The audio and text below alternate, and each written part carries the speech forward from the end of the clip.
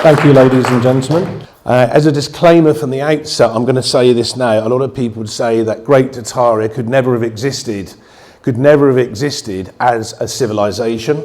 That it's a figment of the imagination. It's a grand conspiracy theory. It's an illusion. And no, it's not. From my research, which is extensive over a very long period of time, Great Tartaria existed as a civilization.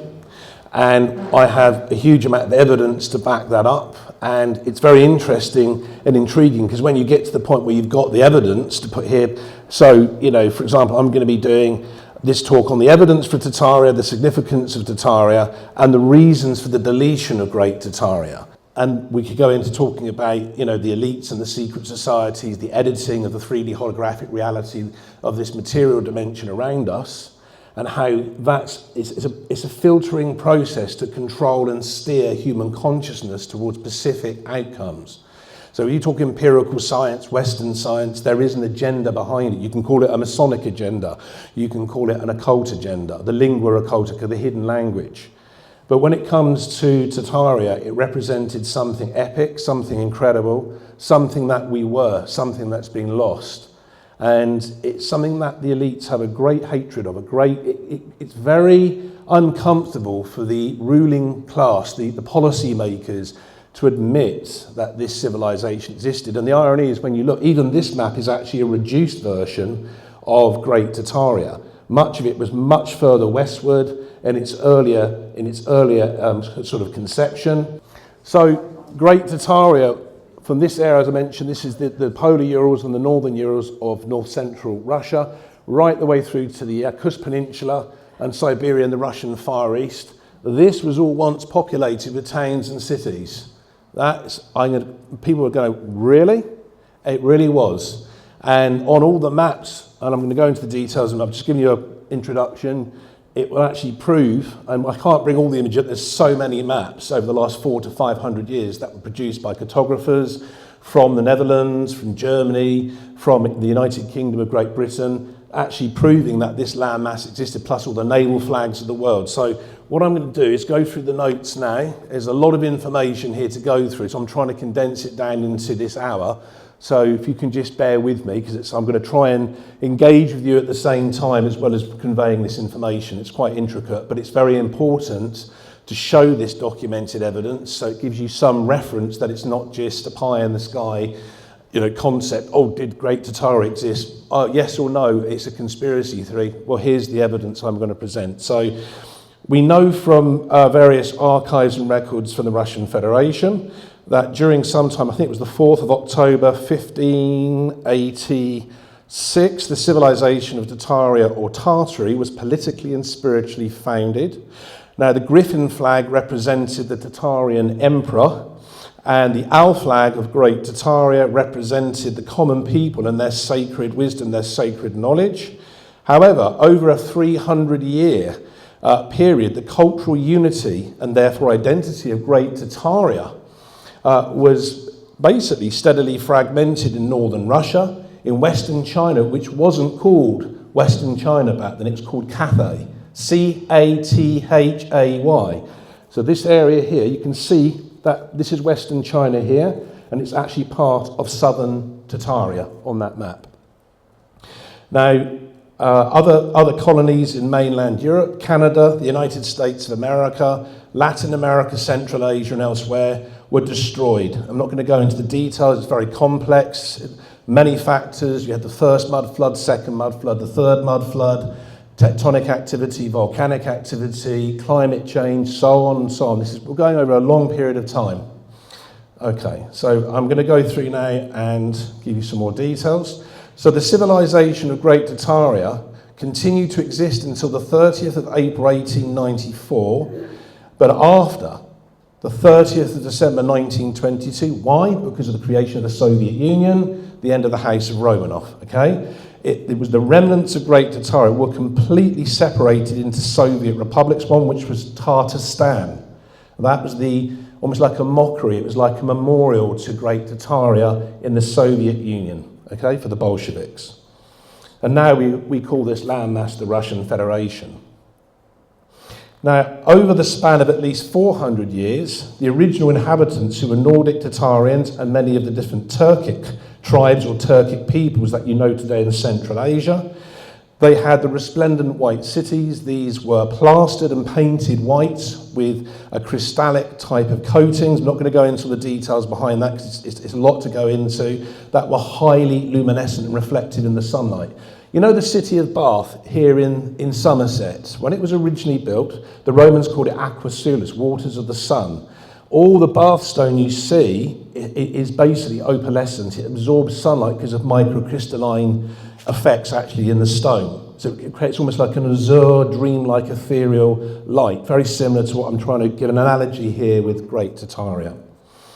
Now, some of these white cities were known as Mulgum, Bayada, Cambulic, and Bargo, which was in northern Tartaria. Additionally, many of these cities were in the extensive Placida region and Jakuti region of northern Tartaria. And these were highly productive farming and agricultural locations where numerous fruits, vegetables, and cereal crops were planted and harvested on a regular, sort of biannually, basically, over a 12-month period. Now, within the city of Dukagir, in the Zugzari region of northern Tartaria, there were white cities, as in Dowry and Niko Eklo in the Oenski region of southern Tartaria. And these vast cities had ornate palaces, healing temples, buildings that don't exist today, that have been destroyed through the first, the second, and the third mud flood, through tectonic and volcanic upheaval. And literally, if they're there, they're buried under billions of tons of silt, gravel, and soil. And none of this is being looked at all in terms of grants or investment to actually do archaeological excavations. Because the question you ask is, if you allowed international teams of archaeologists to come into the Russian Federation and they suddenly found all this information, what would happen? It would contradict the narrative of Western science. There are too many vested interests in Western science of keeping the norm with grants in colleges and universities. That's why so many of the archaeological excavations go back to the same areas over and over again. Look at the excavations in the Visoka Valley in Bosnia, where they found the Pyramid of the Sun and the Pyramid of the Moon. There's 3 other pyramids. There's 5 Bosnian pyramids in that area of central Bosnia in southeastern Europe. But we're told it's all a conspiracy theory. It's a load of rubbish. It's poppycock. It's disinformation. It's pseudoscience. So the general public, they become conditioned through, ironically, Western science to respond autonomically with a certain unconscious response to anything that's outside the normality of what they believe they should filter and present to you as, inverted commas, fact or rational thinking, and then you're supposed to accept that and then say nothing else is relevant. So anytime anything challenges that status quo in Western science, such as with Great Tartaria, it's just another conspiracy theory to be ignored. Well, you look at the size of that landmass, how can that be ignored? The largest country on planet Earth. It was the most influential civilization we've ever had in the last 500 years, and it's not acknowledged. In many countries, it wasn't called, they weren't called Nordic Tartarians, it wasn't even called colonies of Great Tartaria. They were just associated with the civilization. Okay, so I'm going to go into some more details here. I've listed some of the main cities and different regions of Tartaria. So I'm going to discuss the Italian merchant and explorer from the Venetian Republic in northeastern Italy, known as Marco Polo, who travelled into China and elsewhere on the Asian continent from the 13th of April 1292 to the 18th of April 1292. And he produced the very first, or the initial map of Great Tartaria. How many of you knew that? You did know that? Oh, that's good. You're doing your research, I like it. So he extensively travelled, and very interesting, some of the actual buildings he actually used on the actual map he drew of Great Tartaria. For buildings that were huge, he would draw like a little outline for a church spire or a healing temple or a palace. But you look on that map today, if you compare them, none of that seems to exist. We know that obviously Western Russia is very populated around Moscow and St. Petersburg, but northern Russia there's nothing there. You've got a few Turkic tribes, you've got huge amounts, expanses of ice-bound wastelands, and that's apparently it. So there was a climactic shift. Major changes would have had to have taken place in order to create the movement of populations southward out of what was known as Great Tartaria.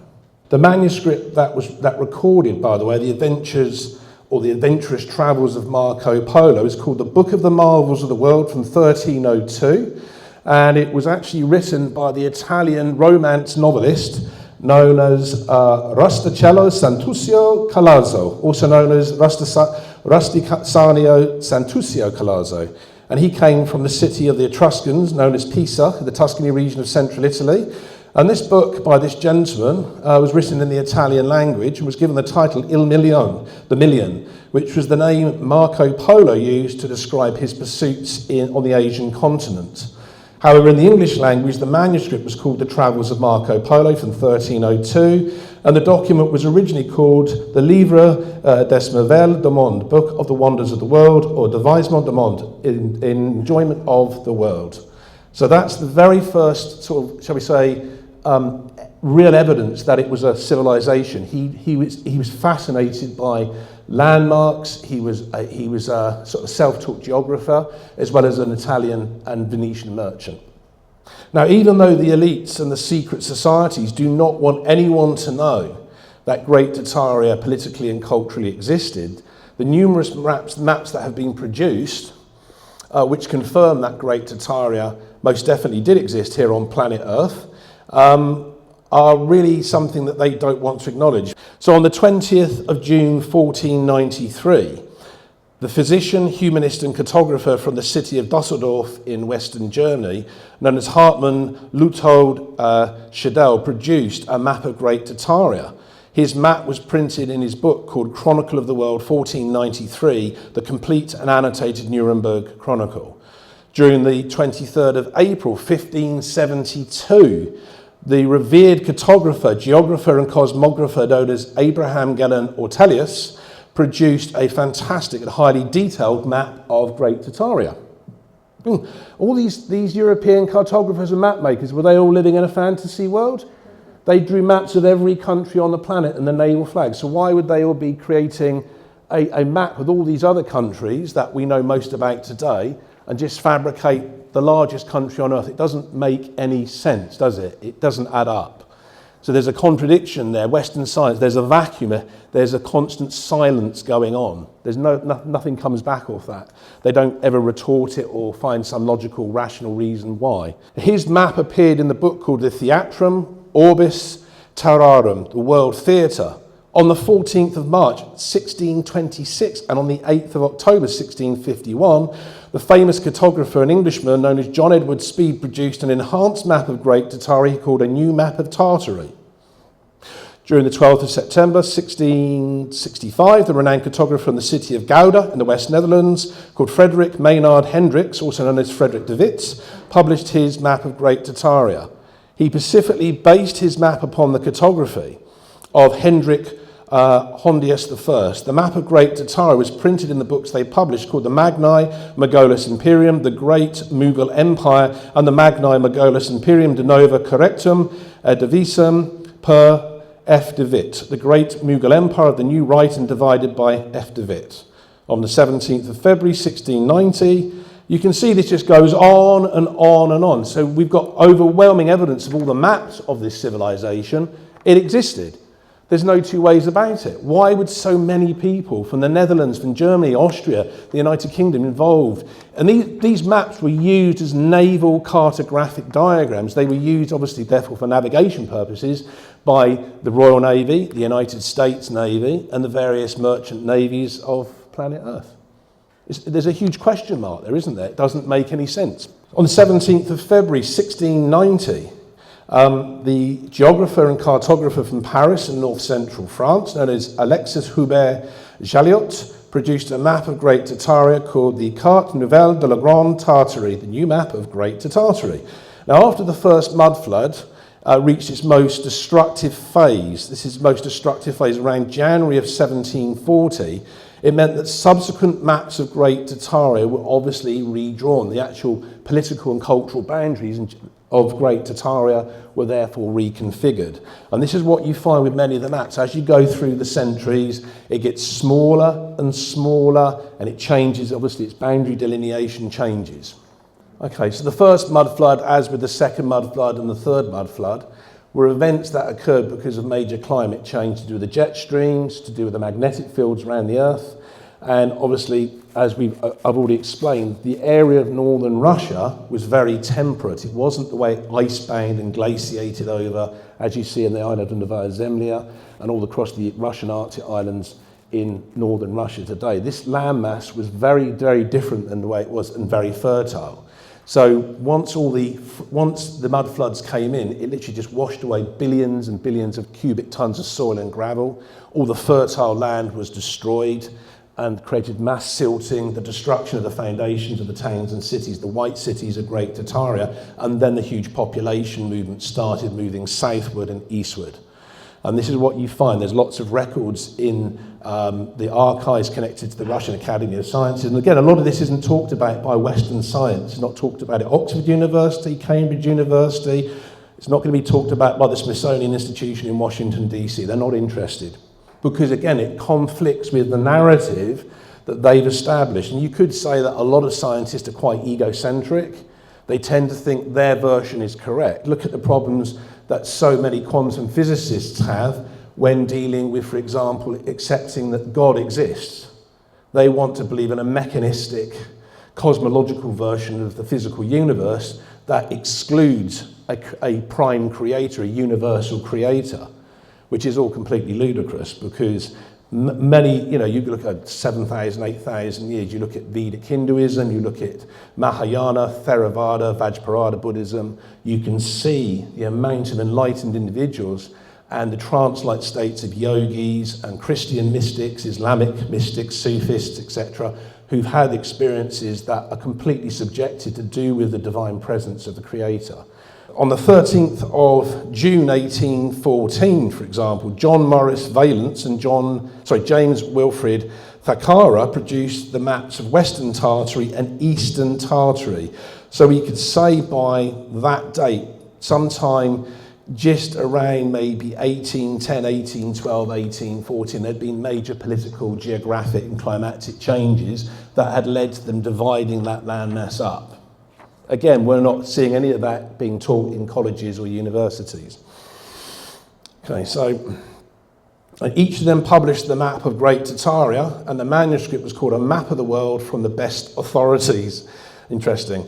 Because the second mud flood reached its most devastating phase around I think it was around the 29th of October 1834, again, the future maps of Great Tartaria were also redrawn and reconfigured.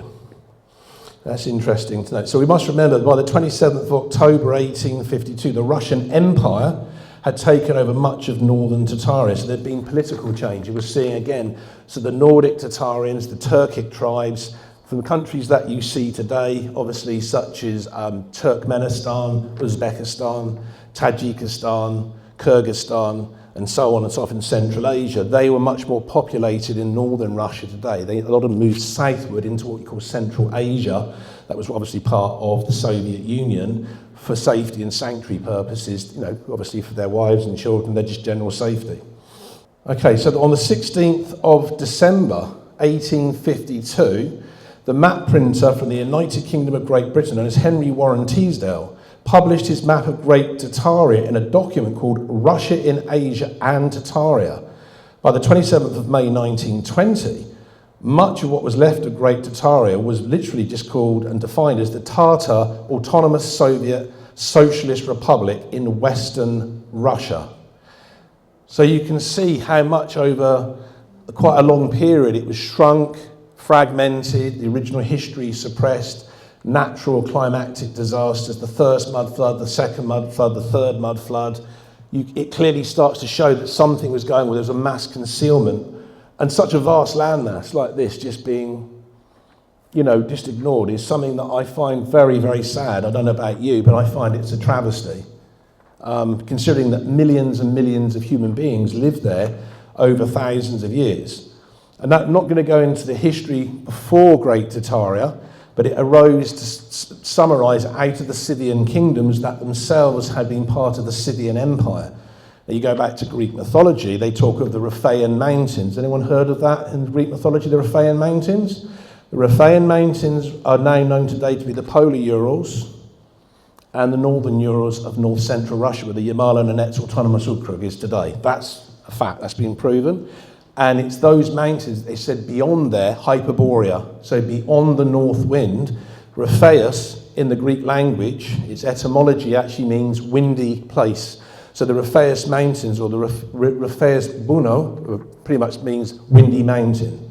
So that area is obviously very high altitude, and the myths are that the golden griffins guarded the royal treasures of the Hyperborean kings and queens. So we're talking about a civilization that even further back in Hyperborea existed in the Arctic North Polar region, and then everything was moving south over many centuries after, subsequently, with the collapse of the kingdom of Hyperborea, the creation of the Scythian Empire, its fragmentation into the Scythian kingdoms, and then the emergence of Great Tartaria in northern Russia and the colonies that it created around planet Earth. Now, a lot of people say, well, that's ludicrous, but there's a lot of evidence, and it's too much to keep going into. I can't go through this over and over again, but there's so much evidence to confirm and connect this if you do the research.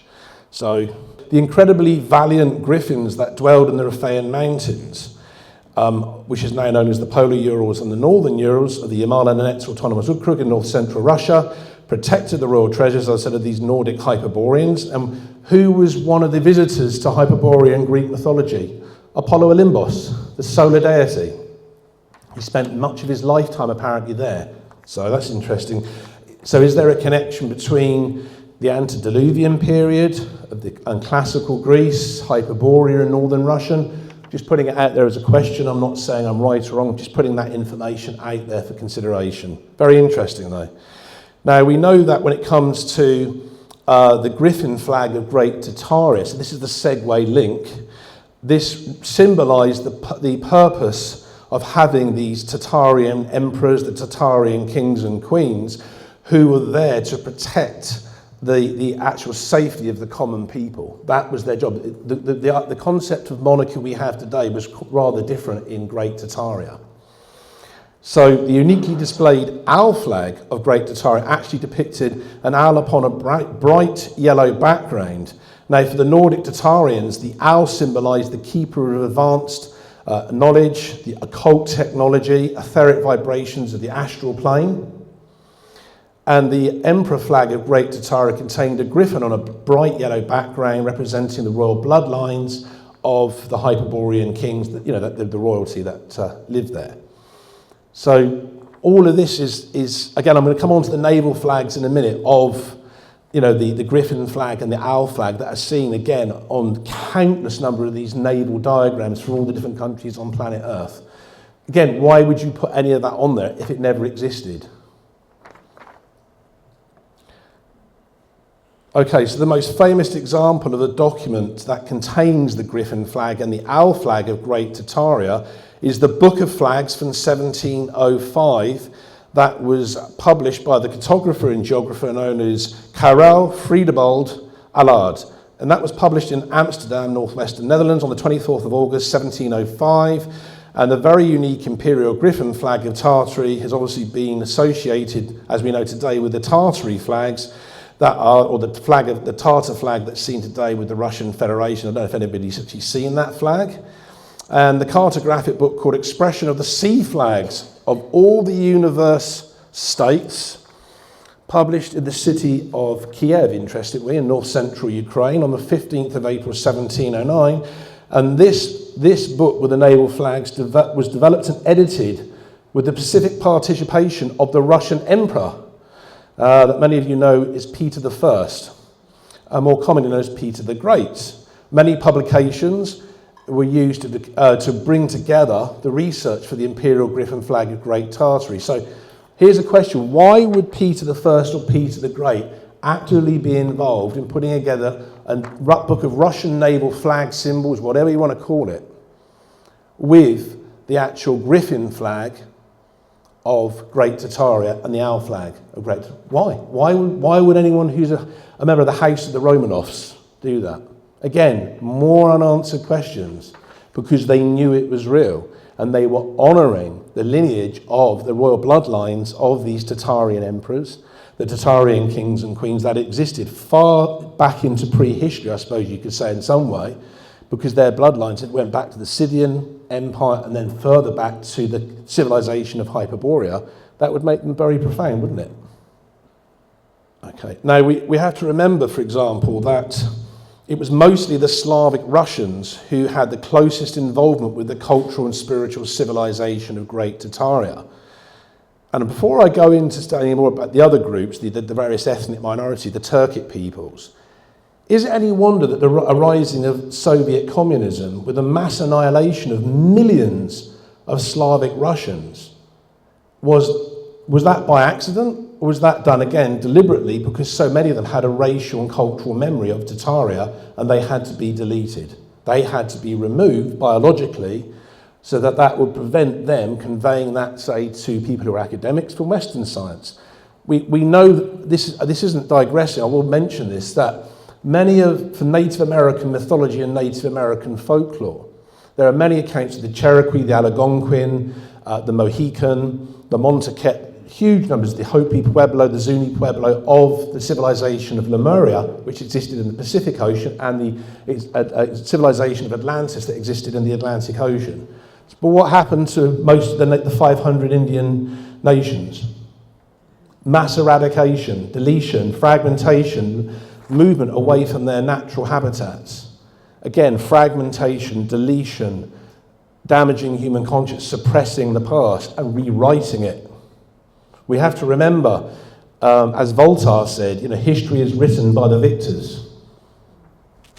So you were starting to get into the consensus reality that we all live in. What is that? The shaman of the past, you go to South America, Central America, their whole view of the 3D holographic reality that we live in, that we call the material dimension, this condensed set of frequencies and waveforms, is not what it seems. And that's something else that many of the Nordic Tartarians fully understood.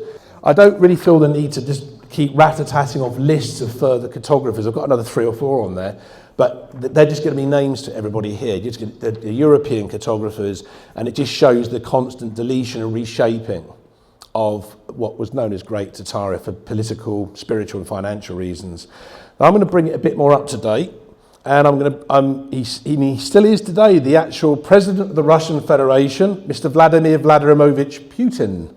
Now, on the 15th of January 2013, President Putin, he inaugurated the Cartography Archive with the Russian Geographical Society and the Russian Academy of Sciences, where the maps of Great Tartaria were therefore made widely available to the Russian people, the Ruski and the Rod, the Russian people. In other words, they could gain access to those maps and see that once in northern Russia, it depends how far back you go, obviously, that this was Great Tartaria, and actually Russia was literally just a provincial area, mainly in the west. It was called Western Tartaria. That was its original name. I'm just having to come back to the information here. So this gesture gave pretty much human beings here on planet Earth a clear understanding and an indication from Vladimir Vladimirovich Putin that the Russian Federation was embarking on a cultural process of revealing true history, capital T, capital H, because Vladimir Putin was aware that a country that does not have any true history cannot have an effective and cohesive spiritual future. Now, I'm going to talk about the actual presentation that Vladimir Vladimirovich Putin made. There was a news conference with Russia Today there. This was during the 1st of February 2017. President Putin and Dmitry Medvedev met with the president of Tatarstan, who had become the state councillor of the Republic of Tatarstan, known as Mintimir Sharapovich Shaniev, to present him with a gold-framed map that had been produced by the Dutch cartographer Wilhelm Janszoon Blauw. So how did Wilhelm Blauw know how to draw and outline the contours of Great Tartaria if the landmass never existed? And why would Vladimir Putin be presenting a fictional map to an individual who's the official leader of the Republic of Tatarstan? Again, it makes no sense. If it's real, it makes sense to do that. He's honouring the past of Great Tartaria to that individual. That's what he was doing, and it was done on national television. Now, on the gold-framed map, the territory of northeastern Eurasia, from the Volga and the Caspian Sea, and from westward reaches to the Eastern Ocean, apparently belonged, according to the map that this individual had drawn, the Dutch cartographer Wilhelm Janszoon Blauw, and obviously President Vladimir Putin was discussing this during the conference on Russia Today. The territory extended from the northeastern Eurasia area, from the Volga to the Caspian Sea and westward reaches to the Eastern Ocean. And this belonged to the civilization of Tartaria. Now, even though we learn about dynastic Egypt and classical Greece and the Persian Empire, the Ottoman Turks and the Romans and the Roman legions going around deforesting Europe and destroying everything, and the Gallic Wars, this is all obviously officially accepted history, and this is taught in schools, colleges and universities. But when it comes to Great Tartaria, it's not even acknowledged at all. Doesn't even get a blink. Even the word, it's just classed as nothing.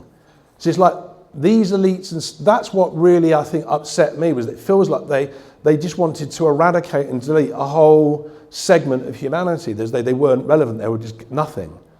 And I kind of had a problem with that. I don't know about other people. I think everyone should have a fair hearing on planet Earth. And this landmass is vast. It's so big. Guess how many times you can fit the United Kingdom of Great Britain into just the Russian Federation today? Anyone have a guess? 300 times. That's how vast it is. 7 timelines, 7 time zones or timelines. It's incredible. So how could all this just be forgotten?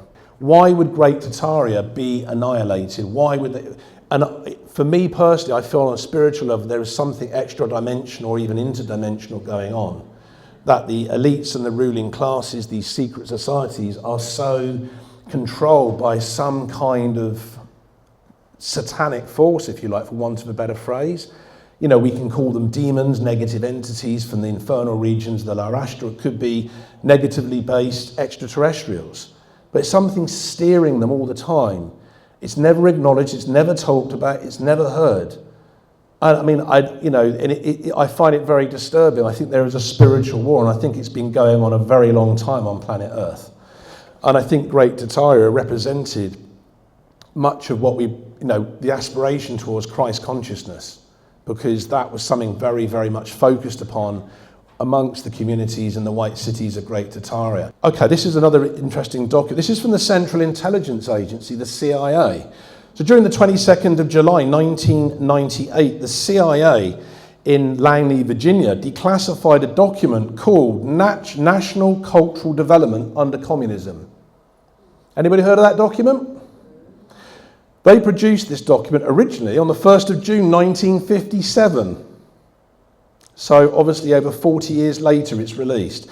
A section within that document titled National Cultural Development Under Communism basically mentions the existence of the Tartar civilization and how its once incredible presence had to be censored and deleted. And I'm going to give you a direct quote from that document. Right, okay. In other words, Tartar history was to be rewritten. Let us be frank. Was to be falsified in order to eliminate references to the great Russian aggressions and to hide facts of the real center of Tartar-Russian relations. That's the CIA, Central Intelligence Agency. These are the individuals that publish the CIA World Factbook. That isn't quoted by any tutors or professors in universities. Why? Because they cannot reference any of their statistics, because it's all fabricated. There's not 8 billion people on Earth. That's made up by them to say it's overpopulated. It's actually about 3.5, 3.6 billion.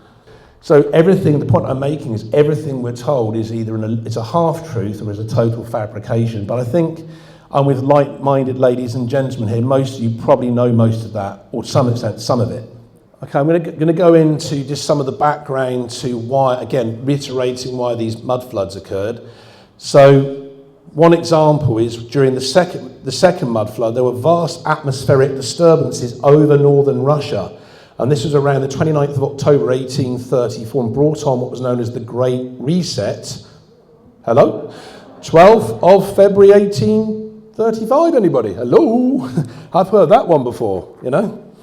So we know there were volcanic eruptions at the time, and we know that these blurted out vast. So the jet stream was moving. The volcanic activity was in Southeast Asia. There's lots of historical timeline correspondence. You can check that. I can't go into specifics. I've got it here, but it's a lot of detail. And the jet streams moved up over a period of 4, 5, 6, 7 years and blurted out sunlight across northern Russia. Obviously, no photosynthesis, no harvestable crops. Population movements southward. Again, another example of the fragmentation taking place. This is another very interesting piece of evidence that confirms that Tartaria existed as both a landmass and a civilization. And it's interesting to note how the Washington Union, that was a newspaper that was published nearby the White House in Washington, D.C., and other buildings owned by the US federal government, had this article published. Now, the background to this is US President James Knox Polk and his White House cabinet, including the Attorney General, known as John Young Mason, the Secretary of War, William Leonard Mercy, the Secretary of the Treasury, Robert John Walker, the Postmaster General, whose name was Cave Philip Johnson, and the Secretary of the Navy, George Edwin Bancroft, all regularly visited Carusi Saloon in Washington, D.C. This was kind of like popular with, you know, US federal government bureaucrats and politicians and officials. They would hang out there, basically. Now, this is interesting. This was obviously on page 3 of the Washington Union, and it was reported that the famous stage performer called Madame Anna Bishop was going to sing her favourite ballads in a grand mythological scene as the goddess of liberty, these are quotes, and the songs were La Marsa Louise, John Anderson, My Joe, The Last Rose of Summer, plus many others. And this is the same article in the Washington Union. So Madame Anna Bishop was apparently going to sing the songs in 6 different languages, quote unquote. And here's another quote. The 6 languages listed on page 3 of the Washington Union: Russian, German, English, French, Tartarian, and Italian. So what happened to Great Tartaria? What happened? Apparently it didn't exist. It was it's a conspiracy.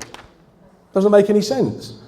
So all these people are either incompetent, all the map makers are all lunatics making up fantasy maps, newspaper journalists are all making up articles. Why would they even need to bother if they wouldn't destroy their own credibility? Nobody would do that. Nobody would deliberately do that, and so incessantly and repetitively over a 400, 500 year period, you know? Anyway, so obviously we have to pretend that no proof has ever been given to confirm whether or not Great Tartaria was actually a civilization or not. And I'm going to have to wrap up in a minute. I'm coming towards the end of this talk. I've still got masses of information here. But I'm going to round it up now on, going into the Christ consciousness aspect. I just want to talk about that. So for the Nordic Tartarians, achieving Christ consciousness in this 3D holographic reality of the material dimension was perceived to be of the utmost importance. And this applied also to the various Turkic peoples or Turkic tribes that you know today in Central Asia. This is obviously before the arising of the religion of Islam and conversion. And they were known as the sons and daughters of the Blue Wolf. So they were mainly shamanic tribes, as are the Sami or the Laplanders. Today you see in the Kola Peninsula, the Murmansk Oblast of northwestern Russia, and also parts of northeastern Finland in what's called Fennoscania, which is the whole of the northern Scandinavian region and over into northwestern Russia.